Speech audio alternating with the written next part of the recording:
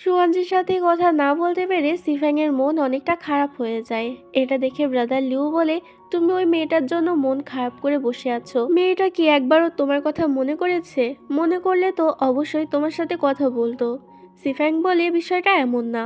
সুয়ানজির বিষয়ে সিফ্যাং ব্রাদার লিউকে সবকিছু খুলে বলে যে ছোট থেকেই সুয়ানজির কোনো রকম ইমোশন নেই। এমনকি ওর ইমোশন ফিরিয়ে আনার জন্য ওকে সবগুলো জাদুর আয়নার টুকরো এক করতে হবে। ব্রাদার লিওর মনে পড়ে যে সে একটি আয়নার টুকরো দেখেছিল, তবে সেটা একটা নদী, এবং ওই নদীর পানি অনেক বেশি বিষাক্ত। যদি কারোর গায়ে ওই নদীর পানি লাগে, সাথে সাথে তার গা ঝলসে যায় এবং অনেক বেশি কষ্টও হয়। তবে সিফ্যাং এটা শোনার পর ওই নদীতে যেতে চায় শুধুমাত্র সুয়ানজির জন্য। ব্রাদার লিওকে আটকানোর চেষ্টা করে, তবে সিফ্যাং কোনো রকম কথাই শোনে না এবং ওই নদীতে চলে যায়। সেখানে নেমে আয়নাটি খুঁজতে শুরু করে। এদিকে লিংলং তখন সুয়ানজিকে সেই ম্যাজিক বেলটা দিয়ে দেয় এবং বলে, এটা সিফ্যাং তোমার জন্য দিয়ে গিয়েছে যাতে তুমি ওর সাথে কথা বলতে পারো। সুয়ানজি তখন সিফ্যাং এর সাথে যোগাযোগ করার চেষ্টা করে, তবে আমরা দেখতে পাই সিফ্যাং তো তখন সেই নদীর ভিতরে ছিল, যার কারণে বেলটি তুলতে পারে না। এরপর সিফ্যাং সে আয়নাটি পেয়ে যায়। সিফ্যাং এর অনেক বেশি আঘাত লেগেছিল। ব্রাদার লিওকে মেডিসিন লাগিয়ে দিতে থাকে, তবে আঘাতের দিকে সিফ্যাং এর কোনো মনোযোগই ছিল না, বরং আয়নাটি পেয়ে সিফ্যাং অনেক বেশি খুশি ছিল। এরপর সিফ্যাং ম্যাজিক বেল দিয়ে সুয়ানজির সাথে কথা বলার চেষ্টা করে, তবে আমরা এদিকে দেখতে পাই সুয়ানজি তো তখন ঘুমাচ্ছিল, যার কারণে ওদের মধ্যে আর কথা বলা হয় না। ব্রাদার লিওর তো এটা দেখে রাগ হয়, বলে, দেখো তুমি যার জন্য এতটা চিন্তা করছো তাই তো তোমার জন্য কোনো চিন্তাই নেই। সিফ্যাং বলে, তুমি ভুল বুঝছো, সুয়ানজি মোটেই এরকম না, হয়তো কোনো ঝামেলার মধ্যে আছে। এরপর সেখানে ওদের খাবার দেওয়ার জন্য একজন আসে, যার কাছে ব্রাদার লিও একটি পার্স দেখতে পায়, যেটা কিনা ব্রাদার লিও নিজের মেয়ে ইউআইকে দিয়েছিল। এটা দেখে ব্রাদার লিও রেগে যায় এবং তাকে ধরে জিজ্ঞাসা করে যে এটা তার কাছে কি করে আসলো। তখন লোকটি ভয় পেয়ে যায় এবং বলে এটা ওকে একটি লোক দিয়েছে এবং বলেছে যে এই পার্সটি যে মেয়েটির ছিল সেই মেয়েটি নাকি পাহাড় থেকে পড়ে মারা গিয়েছে। এটা শুনে ব্রাদার লিও তো অনেক বেশি চিন্তায় পড়ে যায় এবং তাড়াতাড়ি সেখান থেকে বেরিয়ে যায় ইউয়ারকে দেখার জন্য। তবে গার্ডরা তখন ব্রাদার লিওকে আটকানোর চেষ্টা করে। ব্রাদার লিও ওদের সাথে পেরে উঠছিল না। এটা দেখে সিফ্যাং তখন ব্রাদার লিওকে পালাতে হেল্প করে। এবার সিফ্যাং এর বিচার সভা বসানো হয়। কেউ এবার সিফ্যাংকে ক্ষমা করতেই দেবে না। সবাই সিফ্যাংকে 13 পানিশমেন্ট দেওয়ার কথা বলে। মাস্টার এখনও সিফ্যাংকে কোনো রকম শাস্তি দিতে চাচ্ছিল না, যেটা দেখে সবাই এবার মাস্টারের দিকে আঙ্গুল তোলে। সিফ্যাং মনে মনে ভাবে ওর জন্য ওর মাস্টারকে এত কথা শুনতে হচ্ছে, তাই তখন নিজের টোকেন দেখিয়ে বলে, আমি 13 পানিশমেন্ট নিতে রাজি আছি। এদিকে মাস্টার হাওচেন সুয়ানজিকে নিয়ে মাস্টার হাংয়ানের কাছে আসে। এখান থেকে আমরা জানতে পারি মাস্টার হাংয়ান তো কিছুতেই সুয়ানজিকে ট্রেনিং দিতে চাচ্ছিল না, তবে মাস্টার হাওচেনের জোরাজোরিতে সে রাজি হয়েছে। মাস্টার হাওচেন সুয়ানজির কাছ থেকে সবকিছু কেড়ে নেয়, কারণ ট্রেনিংয়ের সময় নিজের পার্সোনাল কোনো জিনিস নিজের কাছে রাখা যাবে না। ওই যেমন আমাদের পরীক্ষার সময় আমাদের কিছু নিয়ে যেতে দেয় না, তেমন আর কি। সুয়ানজি অনেক রিকোয়েস্ট করে যাতে ওই ম্যাজিক বেলটা ওকে দিয়ে দেওয়া হয়, তবে মাস্টার হাওচেন কিছুতেই রাজি হয় না। এদিকে সিফ্যাংকে 13 পানিশমেন্টের জন্য পাঠিয়ে দেওয়া হয়। পরের দিন থেকে সুয়ানজির ট্রেনিং শুরু হয়ে গিয়েছিল।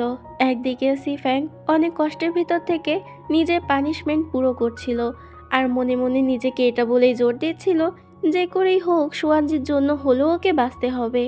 এদিকে সুয়ানজিও নিজের ট্রেনিং মন দিয়েই করছিল। এদিকে আমরা সিফ্যাংকে দেখতে পাই যে কিনা 13 পানিশমেন্ট পুরো করে ফেলে এবং একেবারে শেষের ধাপে পৌঁছে যায়। তখনই সেখানে একটি লোক চলে আসে। লোকটির মুখ আমাদেরকে দেখানো হয়, যে কিনা একদম সিফ্যাং এর মতো দেখতে ছিল। সে সেখানে এসে সিফ্যাং এর উপরে অ্যাটাক করে দেয়। এখানে সিফ্যাং এবং ওই লোকটির মধ্যে অনেক জোরালো একটি ফাইট হয়। ফাইটের এক পর্যায়ে সিফ্যাং তাকে হারিয়ে দেয় এবং সেখানেই মেরে ফেলে।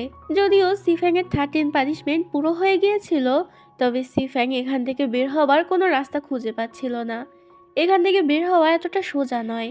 তখন সেখানে মাস্টার এবং প্যালেস লর্ড চলে আসে। তারা এখানে সিফ্যাংকে নিতে এসেছিল, তবে তারা তখনই সিফ্যাংকে এখান থেকে নিয়ে যাবে যখন সিফ্যাং নিজে থেকেই এই লাভলেস মাস্কটি পরবে। মূলত এই মাস্কটি পরলে কেউ যদি নিজের মধ্যে কোনো ভালোবাসার ফিলিংস রাখে তাহলে সেটা তাকে কষ্ট দেবে এবং আস্তে আস্তে মেরে ফেলবে। সিফ্যাং এটা পড়তে কিছুতেই রাজি হয় না। মাস্টার বলে, যতক্ষণ না রাজি হবে ততক্ষণ তোমাকে এখান থেকে বের করা হবে না এবং এখানেই তোমাকে পচে গলে মরতে হবে। এদিকে আমরা সুয়ানজিকে দেখতে পাই, যে কিনা লাইব্রেরিতে আসে এবং জাদুর আয়নার বিষয়ে একটি বই খুঁজে পায়। তবে সুয়ানজি যখনই সেটা পড়তে যাবে তখনই সেখানে মাস্টার হাউচান আসে এবং সুয়ানজির উপর অনেক বেশি রাগ দেখায় যে সে কেন এসব বই পড়ছে। সুয়ানজির উপরে একটু বেশি রাগ দেখিয়ে ফেলে। পরে আবার সে সুয়ানজির কাছে আসে এবং ক্ষমা চেয়ে বলে, আসলে আমি রেগে গিয়েছিলাম কারণ ওই জাদুর আয়না তোমার জন্য ভালো নয়, বরং এতে তোমার ক্ষতি হতে পারে, এই কারণেই রেগে গিয়েছি। এখানে আমার মাস্টার হাউচানের কথায় বুঝতে পারি যে সে ইচ্ছা করে সুয়ানজিকে জাদুর আয়নার বিষয়ে ভুল বোঝাচ্ছে। সে চায় না যে সুয়ানজির ইমোশন ফিরে আসুক, তবে সেটা কেন তা আমাদেরকে বলা হয় না। এরপর দেখা যায় যে মাস্টার হাউচানকে তারই একজন জুনিয়র এসে প্রপোজ করে, তবে মাস্টার হাউচান তাকে নিষেধ করে দেয়। এরপর মাস্টার হাউচান আসে সুয়ানজির সাথে কথা বলার জন্য, কারণ আজকে সুয়ানজির জন্মদিন ছিল। তখন সুয়ানজি তাকে ভালোবাসার বিষয়ে জিজ্ঞাসা করে। মাস্টার হাউচান বলে, ভালোবাসার বিষয়ে বলতে গেলে অনেক সময় লাগবে, এই কারণে আমি যে ড্রিঙ্ক আনছি, এই সময়টুকু ড্রিঙ্ক করেই তোমাকে সব কিছু বুঝিয়ে বলবো। তাই মাস্টার হাউচান সেখান থেকে চলে যায়। সুয়ানজি তখন ম্যাজিক বেলটি সেখানে দেখতে পায় এবং সেটি দিয়ে সিফ্যাংয়ের সাথে যোগাযোগ করার চেষ্টা করে। যখন সেটা অন হয়ে যায় তখন এবার মাস্টার হাউচান সেখানে চলে আসছিল, তাই সুয়ানজি তাড়াতাড়ি বেলটি থুয়ে দেয়। বেলটি কিন্তু তখন অনই ছিল। মাস্টার হাউচান সেখানে এসে জিজ্ঞাসা করে যে সে ভালোবাসার বিষয়ে কেন জানতে চায়। সুয়ানজি বলে, কেননা আমার মনে হয় যে আমি লিটল সিক্সকে পছন্দ করি। এটা শুনে মাস্টার হাউচান হেসে দেয়। এদিকে সিফ্যাং সব কিছু শুনে ফেলেছিল, যেহেতু বেলটা অন করা ছিল। এসব শুনে সিফ্যাং অনেকটা কষ্ট পেয়েছিল মনে মনে। কিছুক্ষণ পর সেখানে মাস্টার আবারও আসে এবং সিফ্যাংকে বলে ক্ষমা চেয়ে তাড়াতাড়ি মাস্কটি পরে নিতে, তাহলে সে সিফ্যাংকে বের করবে। তবে তারপরও সিফ্যাং রাজি হতে চায় না। এটা দেখে মাস্টার তখন ব্রাদার লিউকে দেখায়, যাকে তারা ধরে ফেলেছিল, এবং ব্রাদার লিউকে মেরে ফেলার হুমকি দেয়। যদি সিফ্যাং মাস্কটি না পরে তাহলে ব্রাদার লিউকে মেরে ফেলা হবে। এতে বাধ্য হয়ে সিফ্যাং তখন মাস্কটি পরে নেয়। এরপর দেখা যায় ব্রাদার লিউ সিফ্যাংয়ের কাছে ক্ষমা চায়, তার জন্যই সিফ্যাংকে মাস্কটি পরতে হয়েছে। তবে সিফ্যাং তাকে সান্ত্বনা দেয় এবং বলে তার জন্য কিছুই হয়নি। সিফ্যাং তার মেয়ের বিষয়ে জিজ্ঞাসা করে, তবে ব্রাদার লিউ নিজের মেয়েকে এখনও খুঁজে পায়নি। এরপর আমাদেরকে কিছু বছর পরের সিন দেখানো হয়, যেখানে দেখা যায় সুয়ানজি ট্রেনিং কমপ্লিট হয়ে গিয়েছে। এবার সুয়ানজি বাড়ি ফেরত যাবে। সবাই মিলে সুয়ানজির জন্য অপেক্ষা করছিল। তখনই সেখানে কিছু ডেমন অ্যাটাক করে দেয়। সময় মতো সেখানে সুয়ানজি চলে আসে এবং নিজের ফাইটিং স্কিল দিয়ে সকল ডেমনকে হারিয়ে দেয়। সবাই সুয়ানজি এরকম ফাইটিং স্কিল দেখে অনেক বেশি অবাক হয়ে যায়, সাথে অনেকটা খুশিও হয়, কারণ সুয়ানজি এখন আর আগের মতো নেই, নিজেকে সেভ করতে পারে, ভালো লড়াই করতে পারে। সুয়ানজির বাবা সুয়ানজি, লিটল সিক্স এবং লিংলাংকে একটি মিশনের কথা বলে। তাদেরকে সেখানে যেতে হবে, কারণ একটি গ্রামে ডেমনের উৎপাত খুব বেশি বেড়ে গিয়েছে। সেখানে গিয়ে তাদের সবাইকে রক্ষা করতে হবে। সুয়ানজি ম্যাজিক বেল দিয়ে সিফ্যাংয়ের সাথে কথা বলার চেষ্টা করে, তবে ওপাশ থেকে কোনো উত্তরই আসে না। এতে সুয়ানজির মনটা খারাপ হয়ে যায়, কারণ অনেক দিন হয়ে গিয়েছে সিফ্যাংয়ের সাথে ওর কোনো রকম কথাই হয়নি। এদিকে আমরা সিফ্যাং এবং ব্রাদার লিউকে দেখতে পাই। সিফ্যাং ব্রাদার লিউকে জিজ্ঞাসা করে সে কি নিজের মেয়েকে খুঁজে পেয়েছে কিনা। ব্রাদার লিউ বলে এখনও পায়নি, সে তো হ্যাভেন থেকে সেলেস্টিয়াল আই চুরি করেছে নিজের মেয়েকে খোঁজার জন্য। তবে এই সেলেস্টিয়াল আই কিভাবে ইউজ করতে হয় সেটা ব্রাদার লিউ নিজেই জানে না।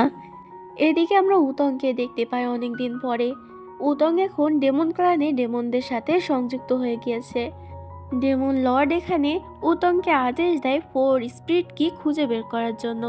এদিকে আমরা সিফ্যাংকে দেখতে পাই, যে কিনা এখন নিজের ক্লানে অনেক বেশি পাওয়ারফুল হয়ে গিয়েছে। মাস্টার এখানে ইনডাইরেক্টলি সবার সামনে ঘোষণা করে দেয় যে পরবর্তী মাস্টার সে সিফ্যাংকেই বানাবে। এদিকে আমরা দেখতে পাই যে সুয়ানজিরা তো নিজেদের মিশনের জন্য বের হয়ে গিয়েছিল। যাওয়ার পথে সুয়ানজিরা কিছু গ্রামবাসীদেরকে দেখতে পায়, যারা কিনা শিয়াং সেক্টরের দিকেই যাচ্ছিল। সুয়ানজিরা জিজ্ঞাসা করে যে তারা কেন ওখানে যাচ্ছে। গ্রামবাসীরা তখন বলে কিছুদিন ধরেই তাদের গ্রামে কিছু রাক্ষসী পাখিরা অ্যাটাক করছে এবং অনেকে মেরে ফেলেছে, তাই তারা সাহায্যের জন্য যাচ্ছে। সুয়ানজিরা তখন ওই রাক্ষসী পাখিদের লোকেশন তাদের কাছ থেকে জেনে নেয় এবং সেখানে চলে যায়। লিংলং সেখানে পাহাড়ের গুহার ভিতরে একটি বাজি ফেলে দেয়, এটা চেক করার জন্য যে আসলে কোনো রাক্ষসী পাখি সেখানে আছে কিনা। সাথে সাথে সেখান থেকে অনেকগুলো রাক্ষসী পাখি বেরিয়ে যায় এবং ওদের উপরে অ্যাটাক করে। তিনজনে মিলেই নিজেদের পাওয়ার দিয়ে তাদের সাথে লড়াই করছিল। লিংলং অনেকটা উইক থাকার কারণে লিটল সিক্স ওকে নিয়ে বাইরে চলে আসে, তবে সেখানেও ওই পাখিরা ওদের উপরে অ্যাটাক করে দেয়। দুজনে মিলে তখন নিজেদেরকে সেভ করতে থাকে। এদিকে গুহার ভিতরে সুয়ানজি একাই অনেকগুলো পাখির সাথে লড়াই করছিল। সুয়ানজি নিজের অনেক বেশি শক্তি ইউজ করে ফেলে, যার কারণে অনেকটা উইক হয়ে নিচে পড়ে যেতে থাকে। তবে সময় মতো সেখানে সিফ্যাং চলে আসে এবং সুয়ানজিকে বাঁচিয়ে নেয়। মূলত সিফ্যাংকেও এখানে মিশনের জন্যই পাঠানো হয়েছিল। সিফ্যাং এখানে একা নয়, বরং নিজের সাথে করে ইয়ানরান এবং রুও ইউকেও নিয়ে এসেছিল। ইয়ানরান হচ্ছে সিফ্যাংয়ের স্পিরিট বিস্ট। তো এখানে ইয়ানরান কিছুতেই সুয়ানজিকে সহ্য করতে পারছিল না। সুয়ানজি সিফ্যাংয়ের সাথে কথা বলার চেষ্টা করে এবং ওর কাছে ক্ষমাও চায় যে ওর সাথে যোগাযোগ করেনি। তবে সিফ্যাং তখন সুয়ানজিকে ইগনোর করে দেয়, বলে এমনি তো ওই বেলটি আমার কাছ থেকে কবেও হারিয়ে গিয়েছে। এগুলো বলেই সিফ্যাং সেখান থেকে চলে যাচ্ছিল। তবে তখনই সুয়ানজি জ্ঞান হারিয়ে ফেলে। মূলত সুয়ানজি অনেকটা দুর্বল হয়ে পড়েছিল। নিজের পাওয়ার দিয়ে সিফ্যাং সুয়ানজিকে হিল করে। সুয়ানজির জ্ঞান ফিরলে সুয়ানজি সিফ্যাংয়ের সাথে কথা বলার চেষ্টা করে, তবে তারপরও সিফ্যাং তো সুয়ানজিকে ইগনোর করেই যাচ্ছিল। সুয়ানজি বলে, তুমি কি তোমার দেওয়া কথা ভুলে গিয়েছো? তুমি আমাকে প্রমিস করেছিলে যে আমরা জাদুর আয়না খুঁজতে একসাথে বের হব, তুমি সেটা কি করে ভুলে যেতে পারো? সিফ্যাং বলে, সময়ের সাথে সাথে অনেক কিছুই বদলে যায়, তবে যেহেতু আমি কথা দিয়েছিলাম তাই আমি নিজের কথা রেখেছি। এটা বলেই জাদুর আয়না বের করে দেয় এবং বলে, এই টুকরোটা আমি তোমার জন্য খুঁজে এনেছি। তবে সুয়ানজির এটার কোনো প্রয়োজন ছিল না। সুয়ানজি বলে, এমনিতেও মাস্টার হাওচান বলেছে যে এই জাদুর আয়না আমারই ক্ষতি করতে পারে। মূলত সুয়ানজি তখন এটা বলেছিল যাতে সিফ্যাং ওর সাথে কথা বলে, তবে এতেও কোনো লাভ হয় না। এরপর সিফ্যাং সেখান থেকে বের হয় চলে যাওয়ার জন্য। তবে তখনই আবার ওই রাক্ষসী পাখিরা ওদের উপরে অ্যাটাক করে। সবাই মিলে লড়াই করে ওই রাক্ষসী পাখিদেরকে শেষ করে দেয়। এবার ওরা সবাই বুঝতে পেরেছিল নিশ্চয়ই পাখিদেরকে কেউ কন্ট্রোল করছে। সিফ্যাং নিজের পাওয়ার ইউজ করে এবং ওই লোকটির লোকেশন ট্র্যাক করে সেখানে পৌঁছে যায়। দেখতে পাই ওই লোকটি তো ওই পাখিদেরকে কন্ট্রোল করছে। সিফ্যাং তার উপরে অ্যাটাক করে, তবে সিফ্যাং যেহেতু নিজের কল্পনার মধ্যে দিয়ে সেখানে গিয়েছিল তাই বেশি কিছু করতে পারে না। সিফ্যাং সবাইকে ওই লোকটির লোকেশন জানিয়ে দেয়। সবাই মিলে এতে বেরিয়ে পড়ে লোকটিকে মারার জন্য। তবে সেখান থেকে সুয়ানজি যায় না। সিফ্যাং জিজ্ঞাসা করে, তুমি কেন গেলে না? সুয়ানজি এর কোনো উত্তর দেয় না এবং সিফ্যাংয়ের সাথে আবারও কথা বলার চেষ্টা করে। সুয়ানজি সিফ্যাংকে হাসানোর অনেক চেষ্টা করে, অনেক ফানি ফানি ট্রিক ইউজ করে, তবে তারপরও কিছুতেই কোনো কাজ হচ্ছিল না। সিফ্যাংয়ের রাগ ভাঙানোর জন্য সুয়ানজি এবার কিউট কিউট আচরণ করতে থাকে এবং ওকে একটি ফুলও গিফট করে, যেটাতে সিফ্যাং তো গলতে শুরু করে। সুয়ানজি বলে, আমি জানতাম এই ট্রিকটা অবশ্যই কাজ করবে, কারণ এই ট্রিকটা তো আমাকে লিটল সিক্স শিখিয়েছে। এবার লিটল সিক্সের নাম শুনে সিফ্যাংটা অনেক বেশি রেগে যায় এবং ফুলটা ফেলে দেয়। সিফ্যাংকে আবারও রাগতে দেখে সুয়ানজি অবাক হয়ে যায়। সুয়ানজি জিজ্ঞাসা করে যে সিফ্যাং এভাবে বদলে কেন গেল। সিফ্যাংয়ের কি মনে নেই তাদের বন্ধুত্বের কথা? কেন সিফ্যাং এরকম অভিমান করে আছে? কেন এভাবে রেগে আছে? সিফ্যাং বলে, আমি মার্কস প্যালেস থেকে বিলং করি, এসব বন্ধুত্ব আমার কাছে কোনো ব্যাপারই না। যা হয়ে গেছে তা অতীত ছিল, অতীত নিয়ে আমি কখনোই ভাবি না। এমনকি আমাদের মধ্যে যেটা ছিল, মানে যে বন্ধুত্বের কথা তুমি বলছো, সেটা আমার কাছে তেমন একটা স্পেশাল না যে আমাকে মনে রাখতে হবে। সুয়ানজি বলে, প্লিজ এসব বলো না, তোমার কাছে সেটা স্পেশাল না হলেও সেটা আমার কাছে অনেক বেশি স্পেশাল ছিল। এমনকি তুমিও আমার কাছে অনেক বেশি ইম্পর্টেন্ট রাখো, তাই সব কিছু ভুলে গিয়ে চলো আবারও আমরা আগের মতো বন্ধু হয়ে যাই। এবার সিফ্যাংও আবারও গলতে শুরু করে। এদিকে ওরা ওই লোকটি মানে ওই ডেমনকে ধরতে আসে, তবে ডেমনটি তখন ওদের সবাইকে বন্দি করে ফেলে, যেটা আবার সুয়ানজি এবং সিফ্যাংও বুঝতে পারে এবং ওদেরকে বাঁচানোর জন্য সেখানে চলে যায়। তবে ডেমনটি সুয়ানজিকে একটি জালে বন্দি করে ফেলে এবং নিজের ম্যাজিক দিয়ে সিফ্যাংয়ের গলা টিপে ধরে সিফ্যাংকে আস্তে আস্তে মেরে ফেলতে থাকে। এটা দেখে সুয়ানজি অনেক বেশি রেগে যায় এবং আস্তে আস্তে আবারও ওর মধ্যে সেই শক্তি জেগে উঠতে থাকে। সুয়ানজি একবারে অ্যাটাক করে ডেমনটিকে মেরে ফেলে সেখানেই। সুয়ানজির মধ্যে এখন কোনো রকমই হুঁশ ছিল না। সুয়ানজি সিফ্যাংয়ের উপরেই অ্যাটাক করতে থাকে এবং সিফ্যাংকে সেখানে মেরে ফেলতে চায়। তবে তখন সিফ্যাং সুয়ানজির নাম ধরে ডাক দেয়। এটা শুনে সুয়ানজি তখন নিজের হুঁশে ফিরে আসে এবং সেখানে অজ্ঞান হয়ে যায়। সুয়ানজির জন্য সিফ্যাংয়ের অনেকটা চিন্তা হচ্ছিল এবং স্বাভাবিকভাবেই যেহেতু লাভলেস মাস্কটিও পরেছিল সেটার জন্য ওর কষ্টও হচ্ছিল। এরপর যখন সুয়ানজি জ্ঞান ফেরে তখন লিটল সিক্স ওর সাথে দেখা করতে আসে। লিটল সিক্সের মনে হচ্ছিল যে এসব কিছু ওই জাদুর আয়নার জন্যই হচ্ছে, তাই তখন সুয়ানজির কাছে থাকা ওই জাদুর আয়নাটি ও নষ্ট করার চেষ্টা করে। তবে এটা করতে গিয়ে তখন ওই জাদুর আয়নাটি ওদেরকে ধাক্কা দিয়ে ফেলে দেয়, যার কারণে দুজনে একে অপরের উপরে পড়ে যায়। তখন আবার সেখানে ইয়ানরান চলে আসে এবং এই দৃশ্য দেখে ওর মাথায় একটি শয়তানি বুদ্ধি আসে। ইয়ানরান নিজের ম্যাজিক্যাল পাওয়ার ইউজ করে ওদের দুজনকে সেখানেই ফ্রিজ করে দেয়, যেটাতে লিটল সিক্স এবং সুয়ানজি নড়াচড়া করতে পারছিল না। ইয়ানরান সবাইকে গিয়ে বলে, আমি ওখানে একটি ডেমন দেখেছি। ডেমনটিকে ধরার জন্য সবাই মিলে সেখানে চলে আসে এবং লিটল সিক্স আর সুয়ানজিকে একসাথে এভাবে দেখে নেয়। এটাতে সবাই মিলে তো ভুল বোঝে, বিশেষ করে লিংলং অনেকটা রেগে যায়, কারণ লিংলং নিজেও লিটল সিক্সকে পছন্দ করত এবং মনে করে হয়তো লিটল সিক্স সুয়ানজির সরলতার সুযোগ নিচ্ছিল, তাই তখন লিটল সিক্সকে মেরে ফেলতে চায়।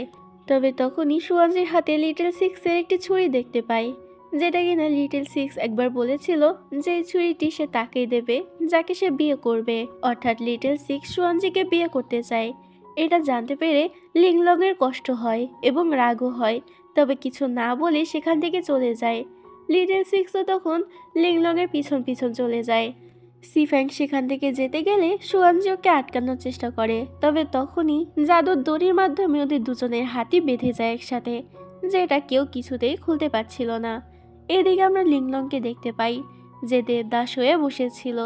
তখন লিটল সিক্স এসে ওকে বোঝানোর চেষ্টা করে, তবে লিংলং কিছুতেই ওর কথা শুনতে রাজিই ছিল না। এদিকে ইয়ানরান তো অনেক বেশি জ্বলছিল, কারণ সুয়ানজি এবং সিফ্যাংয়ের হাত একসাথে বাঁধা ছিল। ইয়ানরান যে কোনো মূল্যেই এই দড়িটা আজকে ছিঁড়েই ফেলবে। রুই ওকে ফালতু চেষ্টা করতে নিষেধ করে, কারণ এতে কোনো লাভ হবে না, এই দড়িটা ছাড়া এতটা সোজা না। সুয়ানজির আর কি, সুয়ানজি তো অনেক বেশি খুশি এই সুযোগে ও সিফ্যাংয়ের সাথে থাকতে পারবে। এরপর সুয়ানজি শুয়ে শুয়ে একটি লেটার লিখছিল মাস্টার হাউচানের কাছে। তখন ভুলবশত সেই দড়িটা একটা আগুনের উপরে পড়ে, যেটাতে দড়িটা আরো বেশি ছোট হয়ে যায় এবং সিফ্যাং আর সুয়ানজি অনেকটা কাছাকাছি চলে আসে। সুয়ানজি দেখতে পায় সিফ্যাংয়ের ঘাড়ে অনেকটা আঘাত লেগেছে, তাই তখন সেখানে ফু দিতে থাকে, যেটাতে সিফ্যাংয়ের হাওয়া টাইট হয়ে যায়। সিফ্যাংয়ের মধ্যে ফিলিং জেগে উঠতে থাকে। সিফ্যাং তাড়াতাড়ি সুয়ানজিকে ধাক্কা মেরে দূরে সরিয়ে দেয়। সুয়ানজি তখন সিফ্যাংয়ের কাছ থেকে সেই ম্যাজিক বেল পায়। সুয়ানজি জিজ্ঞাসা করে, তুমি তো বলেছিলে যে এটা নাকি হারিয়ে গিয়েছে, তবে এটা তো তোমার কাছেই আছে। সিফ্যাংয়ের কোনো রকম উত্তর দেয় না। এরপর সুয়ানজি খিদে পায়, তাই তখন বাধ্য হয়ে সিফ্যাং ওকে খাইয়ে দেয়, কারণ দইটা ছোট হওয়ার কারণে সুয়ানজি নিজের হাত দিয়ে খেতে পারছিল না। সেই রাতে সুয়ানজিকে সিফ্যাংয়ের রুমেই ঘুমাতে হয়, কারণ যেহেতু ওদের দুজনের হাত একসাথে বাঁধা ছিল, তাই সুয়ানজি তো আর নিজের রুমে যেতে পারবে না। এদিকে আমরা লিংচিকে দেখতে পাই, যার স্টুডেন্ট অনেক বেশি উইক হয়ে পড়ে, কারণ ওই ডেমনিক পিল সে অনেক দিন ধরে পাচ্ছে না। মূলত ওই ডেমনিক পিল একটি ড্রাগের মতো কাজ করে। লিংচি তো অনেক বেশি টেনশনে পড়ে যায়, তাছাড়া পুরো সেক্টের স্টুডেন্টকেই সে এই পিল খাইয়েছিল, তাদের অবস্থাও একই হয়েছে। যখন সেক্ট লিডার এসব কিছু জানতে পারে তখন লিংচির উপর অনেক বেশি রেগে যায় এবং লিংচিকে প্যালেস থেকে বের করে দেয়। এদিকে লিটল সিক্স এখনো চেষ্টা করে যাচ্ছিল লিংলং এর সাথে কথা বলার জন্য, তবে লিংলং ওর সাথে কোনো রকম কথা বলতে চায় না, এমনকি ওর কোনো কথা শুনতেও চায় না। লিংলং রেগে বাইরে চলে যায়, যেখানে একটি বাচ্চা মেয়েকে দেখতে পায়। বাচ্চা মেয়েটি ওর ঘাড়ে চড়ে বসে এবং ওকে বশ করে একটি জায়গায় নিয়ে যেতে থাকে। এটা আবার লিটল সিক্স দেখে ফেলে। লিটল সিক্স তখন মেয়েটিকে আটকানোর চেষ্টা করে এবং লিংলংকে বাঁচাতে চায়, তবে উল্টো তখন মেয়েটি লিটল সিক্সকে সেখানে টেনে নিয়ে যায়। এদিকে সকাল হয়ে গিয়েছিল বলে সিফ্যাং সুয়ানজির কাছে আসে এবং তাড়াতাড়ি ওকে উঠতে বলে, কারণ ওরা এখন দড়ি খোলানোর জন্য যাবে। তবে সুয়ানজি কিছুতেই উঠতে চাচ্ছিল না, কারণ সুয়ানজি চাচ্ছিল আরো কিছুক্ষণ সিফ্যাংয়ের সাথে থাকতে, যেটা আবার সিফ্যাংও বুঝতে পারে। তখন সেখানে রুইউ এবং ইয়ানরান চলে আসে, বলে যে লিটল সিক্স এবং লিংলংকে অনেকক্ষণ ধরেই পাওয়া যাচ্ছে না। এদের চারজন মিলেই বেরিয়ে যায় ওদেরকে খোঁজার জন্য। ওরা যখন সেই জঙ্গলে পৌঁছায় তখন সবাই মিলে হিপনোটাইজড হয়ে যায়, শুধুমাত্র সুয়ানজি বাদে। এখানে একটি মেয়ে আসে যে কিনা ইয়ানরান এবং রোইওকে নিয়ে যায়। সুয়ানজিকে নিতে পারে না, কারণ সুয়ানজি এখনো হিপনোটাইজ হয়নি। আর যেহেতু সুয়ানজির হাত আর সিফ্যাংয়ের হাত একসাথে বাঁধা ছিল, তাই সিফ্যাংকেও নিয়ে যেতে পারে না। সিফ্যাং তখন অজ্ঞান হয়ে যায়। এটা দেখে সুয়ানজি ওকে সরানোর জন্য সিফ্যাংয়ের কাছেই যে ওষুধ ছিল সেটাই ওকে খাইয়ে দিতে চায়। তবে যেহেতু সিফ্যাংয়ের জ্ঞান ছিল না, তাই ওটাও খেতে পারছিল না। এটা দেখে সুয়ানজি তখন ওষুধটি নিজের মুখে নিয়ে সিফ্যাংকে খাইয়ে দেয়।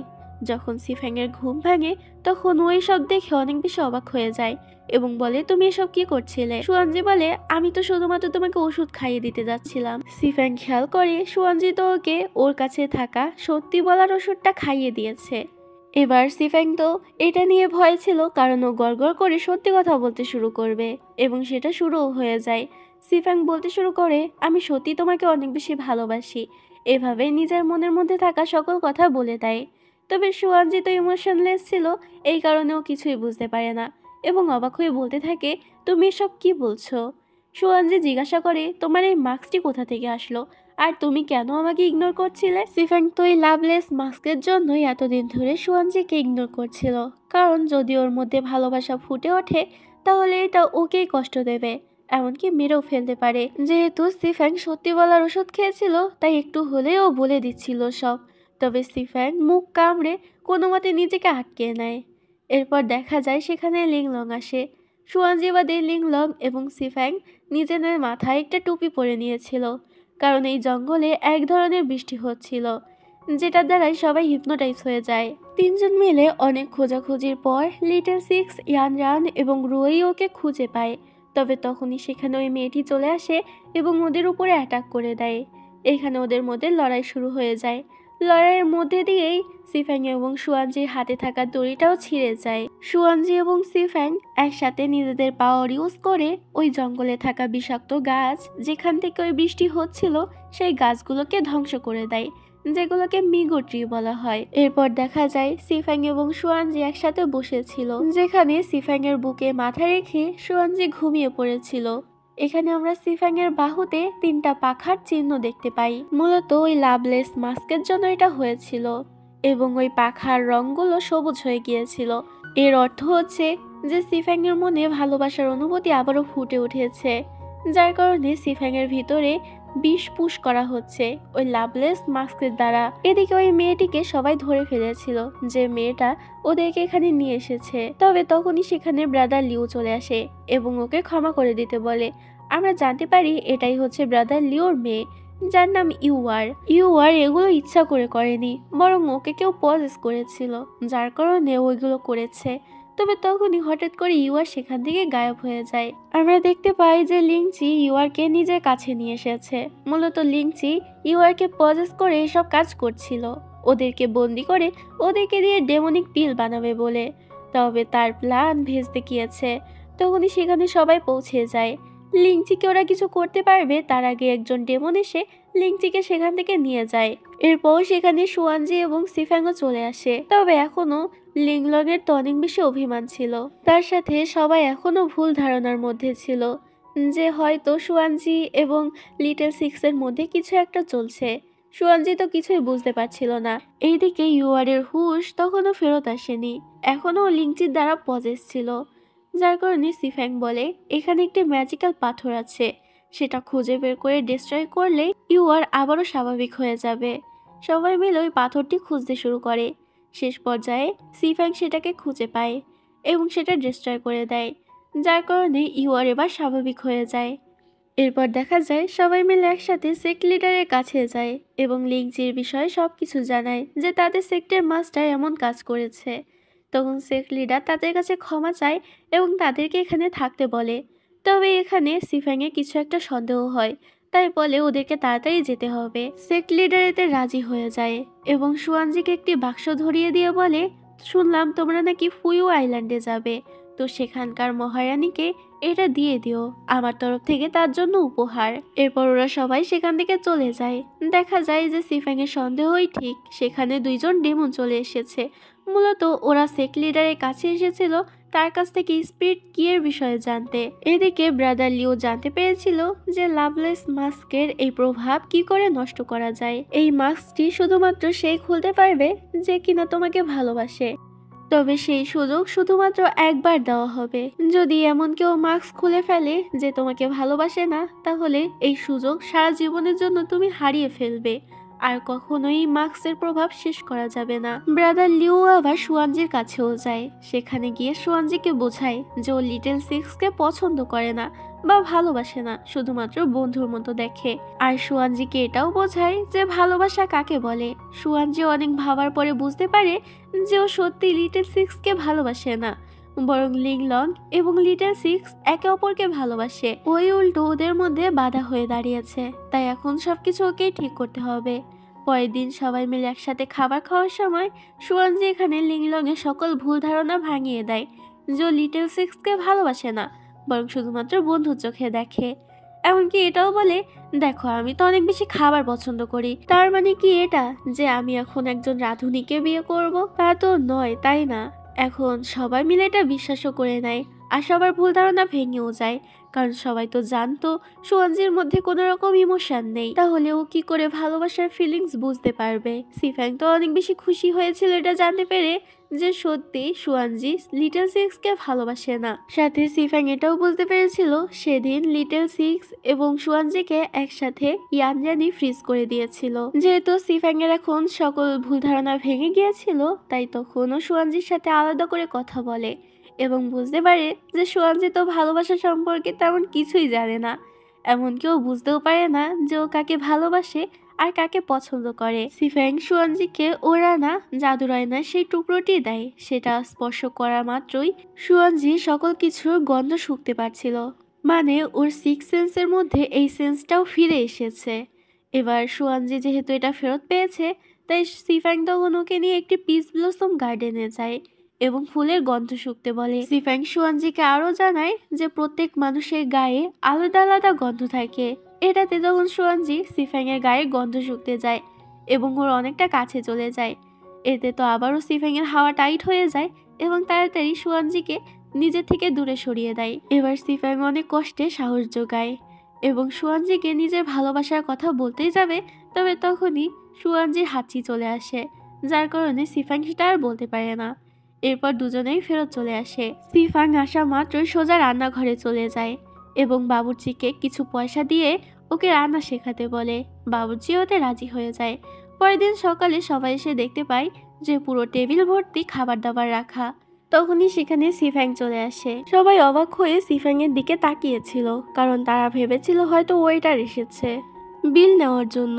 তবে সিফ্যাং তাদেরকে জানায় যে কোনো বিল দিতে হবে না, কারণ সিফ্যাং নিজে থেকে এগুলো রান্না করেছে সুয়ানজির জন্য। এটা শুনে সবাই তো খুশি হয়ে যায়, শুধুমাত্র ইয়ানরান বাদে।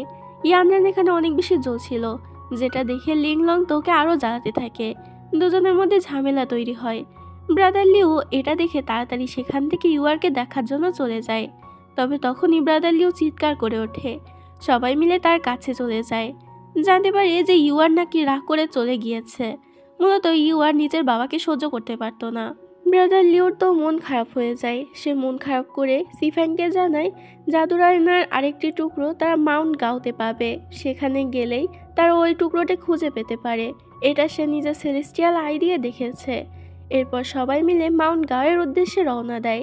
তবে যখন তারা সেখানে ঢুকতে যাবে, তখন দেখা যায় সেখানে ব্যারিয়ার আছে। এই কারণে সিফ্যাং বলে এখন তো তারা ঢুকতে পারবে না, এর থেকে ভালো সিটিতে একটি মার্কেট আছে, সেটাই ঘুরে আসি। সবাই এতে মার্কেটে ঘুরতে যায়, যেখানে সুয়ানজি এবং সিফ্যাং একসাথে যেতে যাচ্ছিল। ইয়ানরান ওদের পিছু নিতে থাকে। তবে লিংলং কিছুতেই ইয়ানরানকে কাবাম্মে হাড্ডি হতে দেবে না, তাই তখন ও ইয়ানরানকে আটকে নেয় এবং সুয়ানজি আর সিফ্যাং সেখান থেকে চলে যায়। লিংলং এবং লিটল সিক্স মিলে একজন জ্যোতিষীর কাছে যায় নিজেদের ভাগ্য গণনা করার জন্য। সেখান থেকে লিংলং জানতে পারে এই বছর ওর সাথে অনেক খারাপ কিছু হতে যাচ্ছে। এবং লিটল সিক্স জানতে পারে এই বছর ওর জন্য খুশির খবর আছে, ওর বিয়ে ওর ভালোবাসার মানুষের সাথে হতে যাচ্ছে। লিংলং এবং লিটল সিক্সের মধ্যে এখানে আবারও ঝগড়া বেঁধে যায়। লিংলং বলে আমি তো বিয়ে করব না তোমাকে। লিটল সিক্স বলে আচ্ছা ঠিক আছে, আমি অন্য কাউকেই বিয়ে করে নেব। এটা শুনে লিংলং রেগে যায়। লিটল সিক্স বলে আরে আমি মজা করছিলাম। এদিকে আমরা দেখতে পাই সুয়ানজি আর সিফ্যাং একসাথে ঘুরছিল। আগুনের জন্য ভয় পেয়ে সুয়ানজি পড়ে যেতে গেলে সিফ্যাং ওকে ধরে ফেলে। ওরা দুজন অনেকটা কাছাকাছি চলে আসে। সিফ্যাং আবারও নার্ভাস হয়ে যায় আর তাড়াতাড়ি হেয়ারপিন আনবে বলে সেখান থেকে চলে যায়। তবে সিফ্যাং সেখান থেকে চলে যাওয়ার পরপরই সেখানে একটি লোক আসে, সুয়ানজির সাথে খারাপ আচরণ করতে থাকে। এবার স্বাভাবিকভাবেই সুয়ানজি তো সবকিছু বুঝতো না, তবে সময় মতো সেখানে সিফ্যাং চলে আসে এবং ওকে শাস্তি স্বরূপ উপরে ঝুলিয়ে দেয়। সিফ্যাং সুয়ানজিকে বলে এসব ফালতু লোকেদের সাথে একদম কথা বলবে না, এটা বলে ওকে হেয়ারপিন দেয়। এরপর সিফ্যাং আর সুয়ানজি একটি রেস্টুরেন্টে বসে খাবার খাচ্ছিল আর গডেস গাওয়ের বিষয়ে কথা বলছিল। তখনই সেখানে ওই ছেলেগুলো চলে আসে যারা সুয়ানজিকে বিরক্ত করছিল। ছেলেগুলো বলে আমি বুঝতে পেরেছি যে আপনার অনেক বেশি শক্তিশালী। আসলে গডেস গাও কোনো গডেসই নয়, বরং সে একজন ডেমন। প্রতি বছর সে 4জন ছেলে সিলেক্ট করে। এবছর আমাদের 4জনকে করেছে এবং যে 4জন তার কাছে আজ পর্যন্ত গিয়েছে তারা কখনোই আর ফেরত আসেনি। প্লিজ আমাদেরকে বাঁচিয়ে নিন। এসব কিছু শুনে সুয়ানজি আর সিফ্যাং রাজি হয়ে যায় তাদেরকে সাহায্য করার জন্য। কাল তারা সবাই মিলে গডেস গাওয়ের উদ্দেশ্যে যাবে ওই 4জনের বদলে। তাই সুয়ানজিকে নিয়ে লিংলং অনেকটা চিন্তায় ছিল, কান্নাকাটি করে বলে তুমি নিজে খেয়াল রাখবে। সুয়ানজি সবে পাত্তা না দিয়ে নিজের ব্রেসলেটটি দেখে, যেটাই এক্সট্রা একটি পাথর দেখতে পায়। সুয়ানজি এটা দেখে অবাক হয়, তবে বেশি একটা পাত্তা দেয় না। এদিকে আমরা মাস্টার হাওচ্যানকে দেখতে পাই যে সুয়ানজিকে নিয়ে অনেকটা চিন্তায় ছিল। আমরা মাস্টার হাওচ্যানকে মাস্টার হাংয়ানের সাথে দেখা করতে দেখি। এখান থেকে তাদের কথায় আমরা বুঝতে পারি যে তাদের আসল পরিচয় অন্য কিছু। তারা নিজেদের আসল পরিচয় লুকিয়ে রেখেছে এবং সুয়ানজির জন্যই তারা নিজেদের পরিচয় লুকিয়ে এখানে এসেছে। তো তারা কে আসলে তা আমরা পরে গিয়ে জানতে পারবো। পরের দিন আমরা দেখতে পাই যে ওই 4জনের বদলে গডেস গাওয়ের কাছে গিয়েছিল লিটল সিক্স, রুওইউ, সিফ্যাং এবং সুয়ানজি। সুয়ানজি এখানে ছেলে সেজে এসেছিল। ওখানে যাওয়ার সাথে সাথে ওদেরকে বিয়ের ড্রেস দিয়ে দেওয়া হয়। লিংলং এবং ইয়ানরান লুকিয়ে লুকিয়ে এগুলো দেখছিল। এদিকে আমরা দেখতে পাই ডিংজিয়ান সেক্টে তো ডেমনরা আক্রমণ করেছিল, কারণ 3 দিন হয়ে গিয়েছে, তারপরও তারা স্পিড কি দেয়নি। তখনই সেখানে উতং চলে আসে। উতং তো আগেও অনেক বেশি শক্তিশালী ছিল এবং ডেমনদের সাথে যুক্ত হয়ে সে আরও বেশি শক্তিশালী হয়ে গিয়েছে। উতংয়ের সাথে কেউই পেরে উঠছিল না। সেক লিডার তাকে দেখে অনেকটা অবাক হয়ে যায় যে উতং এখানে ডেমনদের সাথে হাত মিলিয়েছে। উতং তখন বলে তোমাকে আমি প্রাণে মারবো না, কিন্তু স্পিড কি কোথায় আছে সেটা বলে দাও। তবে এটা বলার আগে সেক লিডার নিজেকেই হত্যা করে দেয়, কারণ সে বিশ্বাসঘাতকতা করতে চায় না। স্টুডেন্টরা তখন ভয় পেয়ে যায়। উতং তাদেরকে জিজ্ঞাসা করে ভালোই ভালোই বলে দাও যে স্পিড কি কোথায় আছে, না হলে তোমাদের দশাও একই হবে। এতে তখন লিংচির সেই স্টুডেন্ট যাকে ডেমনিক পিল দেওয়া হয়েছিল সে উতং কি স্পিড কির কাছে নিয়ে যায়। তবে তারা বাক্স খুলে দেখতে পায় যে সেখানে কোনো স্পিড কি নেই। লিংচির স্টুডেন্ট অবাক হয়ে যায় এবং বলে সুয়ানজিরা এখানে এসেছিল এবং মাস্টার তাদেরকে একটি বাক্স দিয়েছিল, নিশ্চয়ই তার ভিতরের মাস্টার সেই স্পিডকে ঢুকিয়ে দিয়েছে। এদিকে আমরা এদের 4জনকে দেখতে পাই যাদেরকে বিয়ের পোশাক পরিয়ে ভিতরে ঢুকিয়ে দেওয়া হয়। তখন সেখানে গডেস গাও চলে আসে। গডেস গাও সেখানে আসা মাত্রই তাদের 4জনকে ফ্রিজ করে দেয়। তবে 3জন ফ্রিজ হলেও সুয়ানজির উপরে গডেস গাওয়ের কোনো ম্যাজিকই কাজ করে না। সুয়ানজি গডেস গাওয়ের উপরে অ্যাটাক করে। এতে তখন গডেস গাও অনেকটা রেগে যায়। গডেস গাও এটাও বুঝতে পারে যে সুয়ানজি একটা মেয়ে, মানে ও কোনো ছেলে না। এটাতে সুয়ানজিকে ও মেরে ফেলতে চায়। তবে তখন সিফ্যাং এসে গডেস গাওকে এটা করতে নিষেধ করে। গডেস গাও বলে তোমার ওর জন্য এত দরদ উতলে কেন পড়ছে। এটা বলেই তখন সুয়ানজিকে সেখান থেকে বের করে দেয় এবং দরজাও আটকে দেয়। সুয়ানজি দরজা খোলার অনেক বেশি চেষ্টা করে, তবে পারে না। অন্যদিকে আমরা লিংলং এবং ইয়ানরানকে একসাথে দেখতে পাই। লিংলং তখন সেই ম্যাজিক্যাল বেলটি দিয়ে সুয়ানজির সাথে কন্ট্যাক্ট করে। সুয়ানজি তখন লিংলংকে সবকিছু জানায় যে ওদের সাথে কি হয়েছে এবং এটাও জানায় যে ও এখন কোথায় আছে। এদিকে এদের 3জনকে একটি খাটের উপরে শুইয়ে রাখা হয়েছিল। তখন সেখানে গডেস গাও এসে তাদের সবার উপরে একটি স্পেল ইউজ করে, যার কারণে তারা একে অপরের মনের মানুষকে দেখতে পাচ্ছিল যাকে তারা ভালোবাসতো। যেমন রুওইও দেখতে পাচ্ছিল ইয়ানরানকে। লিংলংকে দেখতে পাচ্ছিল লিটল সিক্স এবং সুয়ানজিকে দেখতে পাচ্ছিল সিফ্যাং। অন্যদিকে সুয়ানজিকে দেখা যায় যে ঘুরতে ঘুরতে একটি জায়গায় চলে এসেছিল। সুয়ানজি সেখানে এসে ফেনরুকে দেখতে পায়। ফেনরু জিজ্ঞাসা করে, তুমি এখানে কি করছো? সুয়ানজি তখন ফেনরুকে সবকিছু খুলে বলে যে ওদের সাথে কি হয়েছে। ফেনরু বলে, আমি জানি যে গডেস গাওকে কি করে হারাতে হবে। তার আসল বডি একটি জায়গায় লুকানো আছে। তার আসল বডি দিয়েই আমরা তাকে ভয় দেখাতে পারবো। তুমি আমার সাথে চলো। ফেনরু সুয়ানজিকে নিয়ে একটি জায়গায় চলে আসে এবং সেখানে গিয়ে নিজের ম্যাজিক্যাল পাওয়ার ইউজ করে গডেস গাওকে স্মরণ করে। গডেস গাও বুঝতে পারে যে তার আসল বডি বিপদে আছে, তাই তাড়াতাড়ি সে সেখান থেকে নিজের বডি বাঁচাতে চলে যায়। গডেস গাও চলে যাওয়ার সাথে সাথে তারা তিনজন আবারও হুঁশে ফেরত আসে। লিটল সিক্স এবং সিফ্যাং তো অনেক বেশি ভয় ছিল, কারণ গডেস গাও ওদের অনেকটা কাছাকাছি চলে এসেছিল। যদি লিংলং এবং সুয়ানজি এটা জানতে পারে তাহলে তো রাগ করবে, তাই ওরা একে অপরকে কথা দেয় যে ওরা এগুলো কাউকে জানাবে না। ওদের এসব কাণ্ড দেখে রুইও তো হাসতে থাকে। এটা দেখে তখন লিটল সিক্স এবং সিফ্যাং ওকে দিয়েও কথা দিয়ে নেয় যে এসব বিষয়ে কাউকে জানাবে না। অন্যদিকে গডেস গাও সেখানে গিয়ে নিজের শরীরকে আয়ত্ত করে নিয়েছিল এবং সে সুয়ানজিকে কষ্ট দেওয়ার জন্য বলে সে বাকি তিনজনকে মেরে ফেলেছে। সুয়ানজি তো এটা বিশ্বাস করতে চায় না এবং বলে তুমি মিথ্যা কথা বলছো। তবে সে সুয়ানজিকে বিশ্বাস করানোর জন্য সুয়ানজিকে ভ্রম দেখায়, যেখানে সুয়ানজি সবাইকে আহত অবস্থায় দেখতে পায়। এতে সুয়ানজির রাগ হয়ে যায় এবং সুয়ানজির মধ্যে আবারও সেই পাওয়ার জেগে ওঠে। সুয়ানজি গডেস গাওকে অ্যাটাক করতে যায়, তবে সময় মতো সেখানে সিফ্যাং চলে আসে এবং সুয়ানজিকে আটকে ফেলে। সুয়ানজি সাথে সাথে আবারও শান্ত হয়ে যায়। ওরা সবাই গডেস গাওকে বন্দি করে নেয় এবং গডেস গাওকে জিজ্ঞাসা করে সে কেন এমন করে, সবাইকে ধরে কেন মেরে ফেলে। এতে তখন ফেনরু সবাইকে বলতে থাকে যে গডেস গাও নিজের ভালোবাসার মানুষ উজিকিউকে বাঁচানোর জন্য সব করত। উজিকিউকে বাঁচাতে হলে 4 ডিমেনশন খুলতে হবে এবং 4 ডিমেনশন খোলার জন্য 4টি স্পিরিচুয়াল কি লাগবে। তাই গডেস গাও সবাইকে মেরে তাদের পাওয়ার অ্যাবজর্ব করত 4টি স্পিরিচুয়াল কি ছিনিয়ে আনার জন্য। গডেস গাও তাদেরকে একটি জায়গায় নিয়ে যায় এবং একটি চেন দেখায়। গডেস গাও বলে এই চেন দ্বারাই উজিকিউকে বন্দি করে রাখা হয়েছে এবং এই চেন দিয়ে তাকে তখনই খোলা যাবে যখন আমরা 4 ডিমেনশন খুলতে পারবো।